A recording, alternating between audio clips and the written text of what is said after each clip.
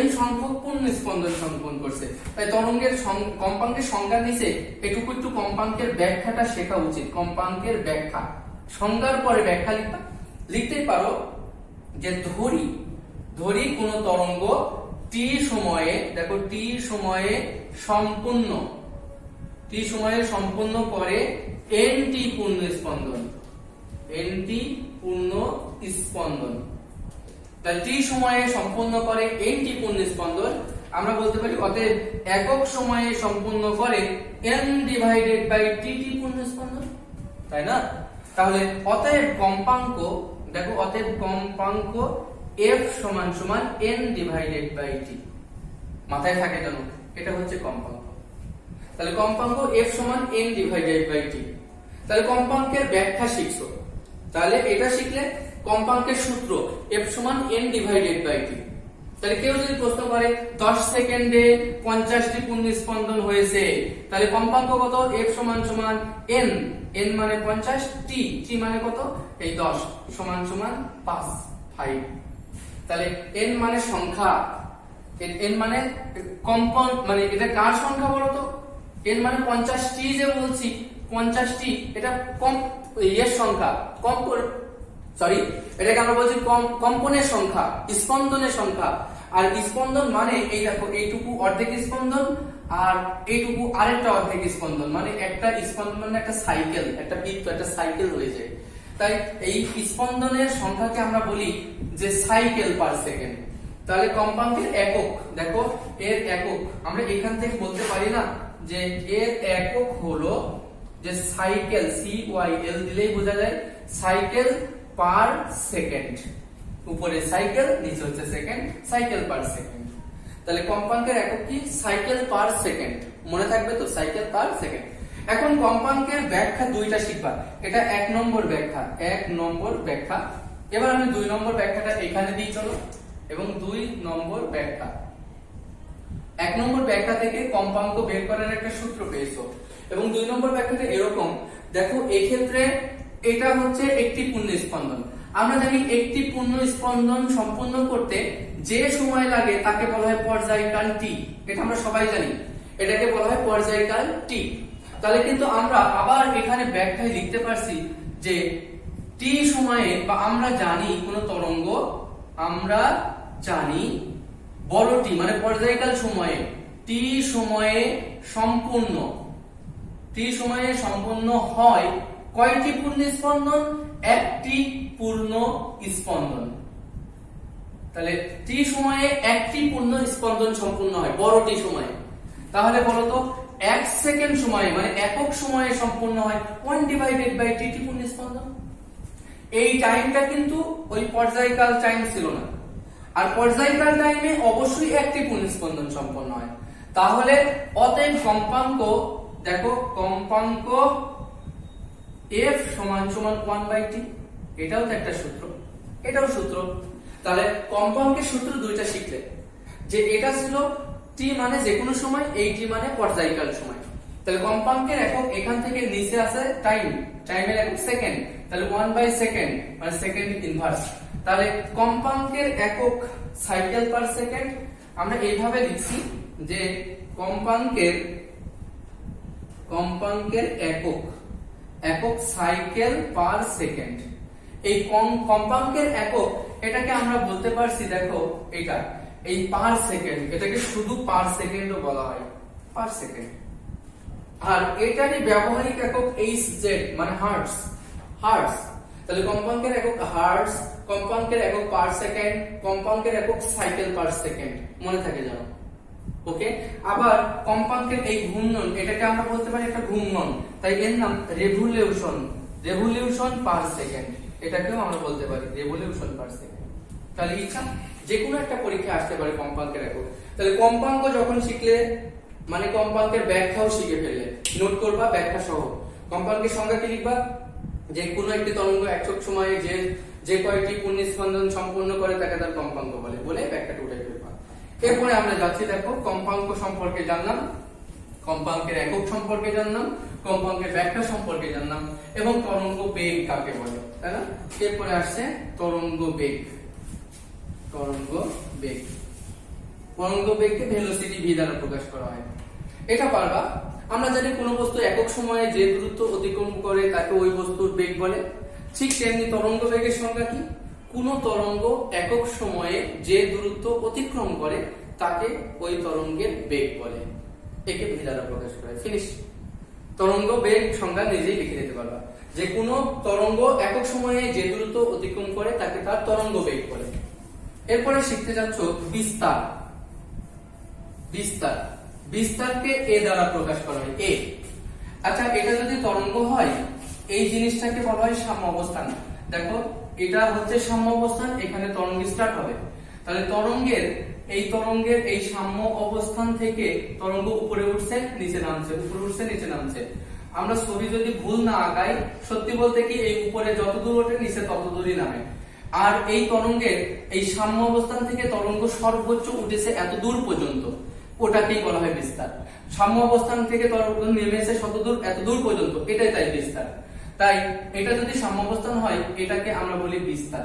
এটাই হচ্ছে বিস্তার এ। আর নিচেও দেখাতে পারো এটার নামই বিস্তার মাইনাস এ। মাইনাস এ বলা ঠিক না, তো বিস্তার তো দৈর্ঘ্য, দৈর্ঘ্য কখনো ঋণাত্মক হয় না। দেখো পজিটিভ নেগেটিভ হয় না, বিস্তার পজিটিভ। তো এটা আমরা বলি -2 পর্যন্ত নেমেছে, আর এটা বলি +2 পর্যন্ত উঠেছে। অ্যাকচুয়ালি যখন বিস্তার এ লিখবা এ সমান 2 লিখবা। ওকে, তাহলে বিস্তার কাকে বলে?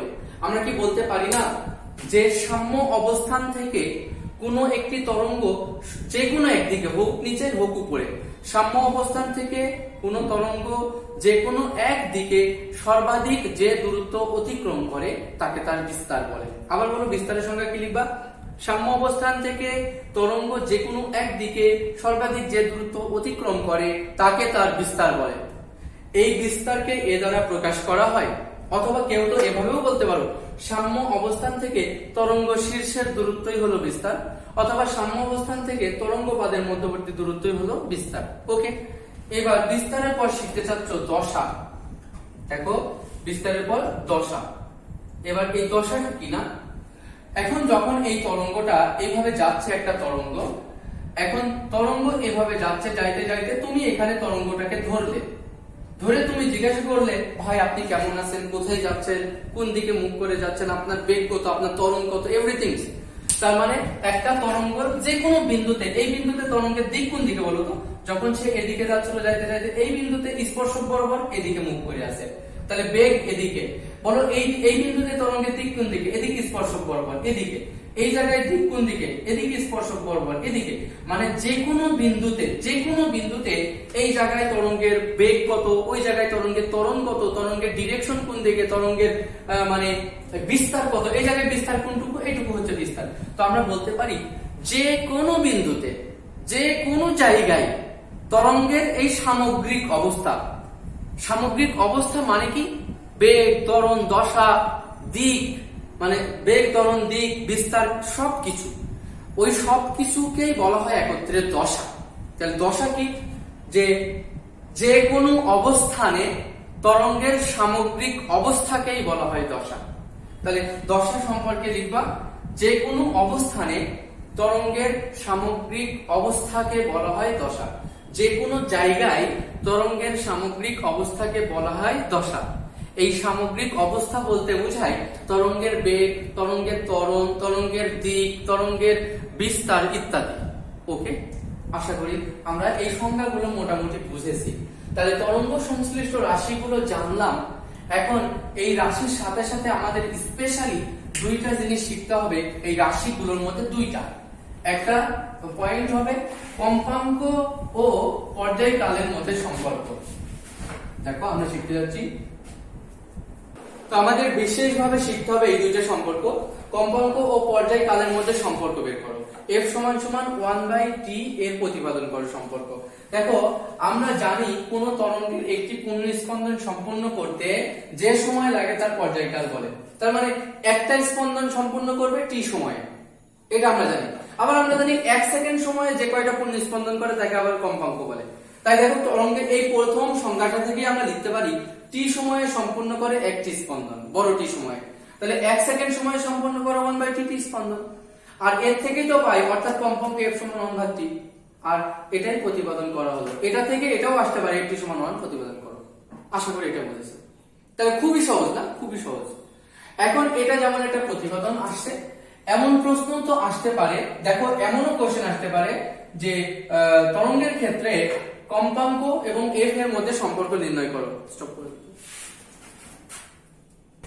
এখন আমাদের আরেকটা প্রশ্ন যে কম্পাঙ্ক, তরঙ্গ বেগ ও তরঙ্গ দৈর্ঘ্যের মধ্যে সম্পর্ক স্থাপন করো, অথবা প্রশ্ন হচ্ছে ভি সমান এফ ল্যামডা সূত্রের প্রতিপাদন করো। এখন দেখো এরকম কোশ্চেন আসলে এখানে ভি আছে, এফ আছে, ল্যামডা আছে, তিনটারই সংখ্যা আমাদের মাথায় থাকতে হবে। তো আমরা লিখতে পারি আগে যদি ল্যামডা সূত্র মানে তরঙ্গ দৈর্ঘ্যের সংজ্ঞা দাও, আমরা তো এটা বলতে পারি কোন তরঙ্গ পর্যায়কাল সময়ে যে দূরত্ব যায় তাকে তার তরঙ্গ দৈর্ঘ্য বলে। আবার এটাও তো জানি একক সময়ে যে দূরত্ব যায় তরঙ্গ তাকে তার বেগ বলে। তো আমরা এটা জানি পর্যায়কাল সময়ে দেখো একটা এইটুকু গেলে এটাকে তো আমরা তরঙ্গ দৈর্ঘ্য বলি।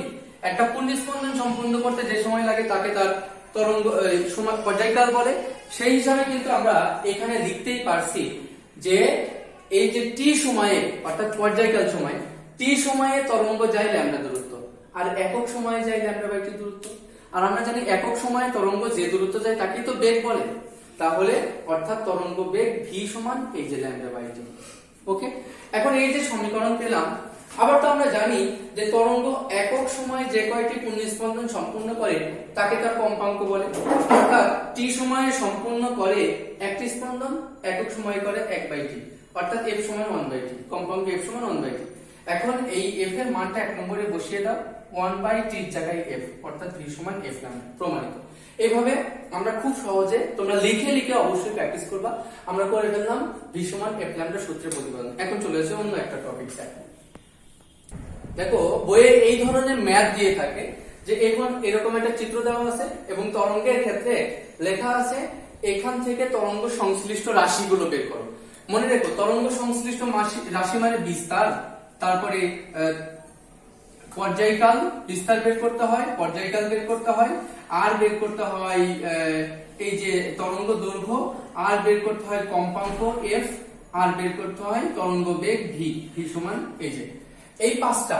যখনই তোমার কোশ্চেন করবে যে তোমরা এই চিত্র থেকে তরঙ্গ সংশ্লিষ্ট রাশিগুলো নির্ণয় করো, অ্যাকচুয়ালি এই পাঁচটার মান বের করবা, 10টার মান বের করা লাগে না। আর পূর্ণ স্পন্দনটা আসলে ঘটনা, সেটা মান তো না। তো আমাদের এখান থেকে চিত্র হতে দেখো তো লিখবা যে চিত্র হতে পাই, দেখো চিত্র হতে পাই, চিত্র হতে কি পাই, বিস্তার এ সমান সমান কত বলতো এখানে, এই দেখো এটা মিটার এককে। আসলে বিস্তার আমরা জানি সাম্য অবস্থান থেকে যে কোনো একদিকে দূরত্ব কত, 0.1 মিটার, এটা অ্যান্সার শেষ। এখন বিস্তার বের করা হয়ে গেছে। দেখো তো এই ক্ষেত্রে কি দেওয়া আছে নিচে, আমরা জানি এটা মানে পূর্ণ স্পন্দন, একটা পূর্ণ তরঙ্গ, এবং পূর্ণ তরঙ্গের একটা পূর্ণ স্পন্দনের এই দূরত্বটাকে আমরা বলি তরঙ্গ দৈর্ঘ্য, তাই না? আমরা কিন্তু জানি এটা তরঙ্গ দৈর্ঘ্য।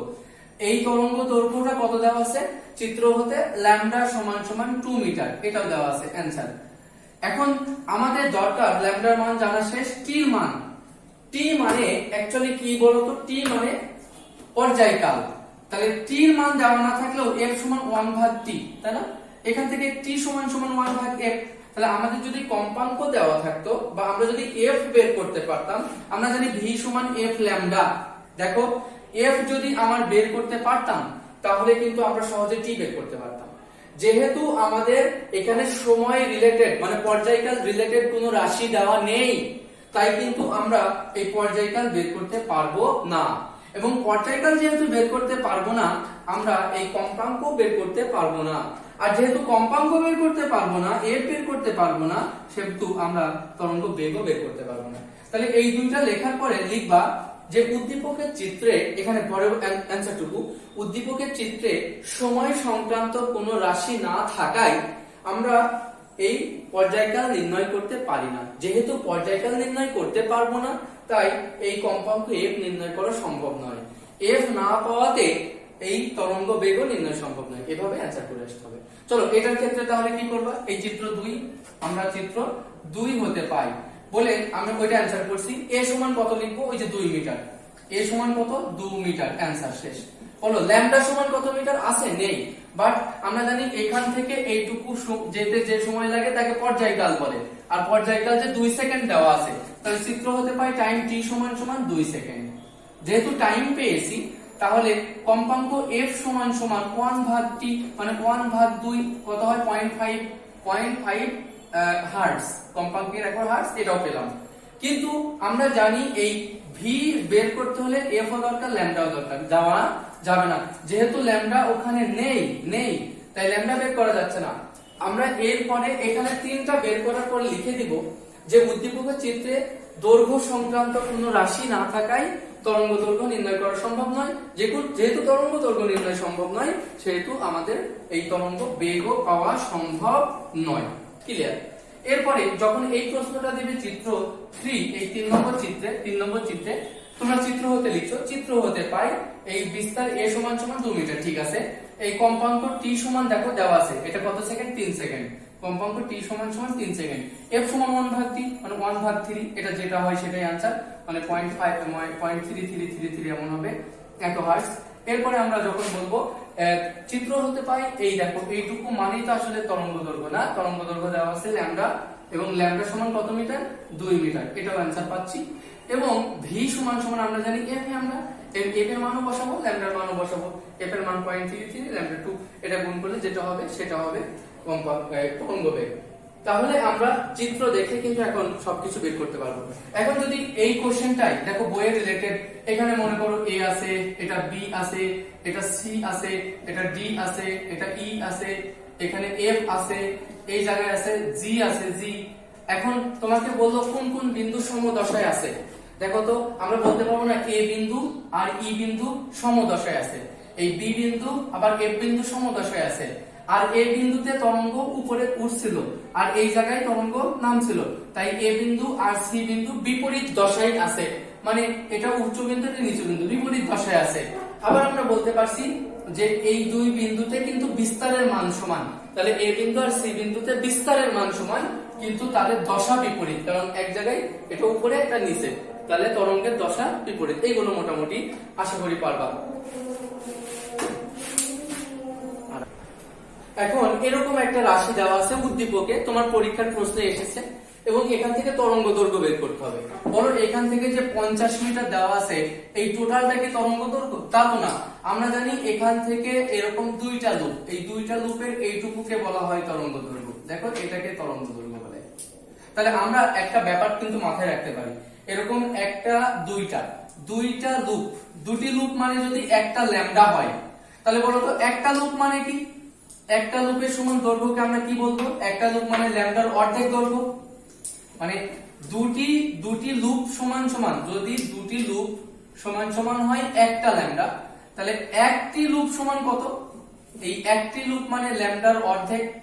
এবার বলো কেউ যদি বলে এইটুকু লুপ, মানে একটি না অর্ধেকটি লুপ, হাফ লুপ সমান কি?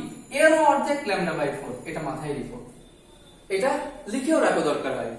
তাহলে কিন্তু আমরা এরকম প্রশ্ন আসলে আমরা এভাবে লিখবো যে চিত্র হতে, আমরা এগুলো লিখবো না, এগুলো মুছে দিচ্ছি এখন।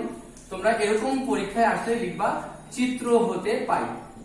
চিত্র হতে পাই বলতো এটার নাম কি? একটা লুপ মানে λ/2, যোগ এই লুপটা মানে কি? λ/2, যোগ এই লুপটা মানে কি? λ/2, যোগ এই লুপটা মানে কি? λ/2, যোগ এই দেখো এই 50 মিটার কত দূর পর্যন্ত? এত দূর পর্যন্ত, এই লুপ পর্যন্ত, এটা সমান λ/2 সমান আসলে 50 মিটার। এইভাবে লিখো, চিত্র হতে তুমি এইভাবে পেয়েছো। তাহলে আমরা লিখতে পারি 5টা 5 λ/2 সমান এই যে 50 মিটার, বা এটা যদি ওইদিকে ল্যামডা হয়, ল্যামডা সমান 50 গুণ 2 ডিভাইড বাই 5, এটা কাটলে 10 সমান 20 মিটার। তাহলে অতএব পেলে ল্যামডা সমান 20 মিটার। এইটাই হচ্ছে তরঙ্গ দৈর্ঘ্য। এরপরে অঙ্কে চলে যাবা। তাহলে আগে তরঙ্গ দৈর্ঘ্য বের করা শিখতে হবে তোমাদেরকে। এরপরে এই চিত্র হতে তাহলে বলো তো কি হবে? চিত্র হতে কি পাবা?